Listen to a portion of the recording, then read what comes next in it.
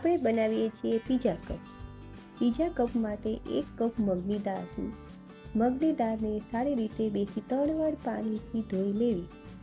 2 cup પાણી નાખીને મગની દાળને હલાવીને 2 થી 3 કલાક દાળને પલાળવી.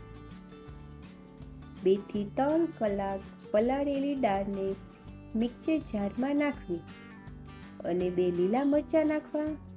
1/4 કપ પાણી નાખીને સ્મૂથ પેસ્ટ બનાવવી.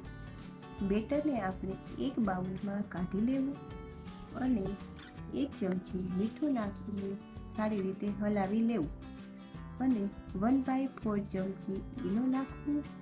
હલાવીને હવે આપણું બેટર તૈયાર છે.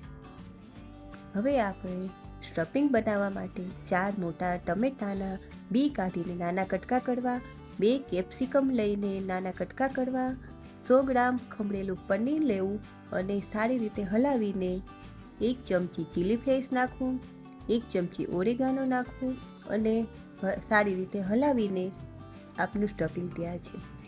ધીમા ગેસ પર તપેલી લોઢી મૂકવી અને બધામાં તેલ ચોપડીને થોડુંક બેટર નાખવું અને કપ જેવો આકાર આપવું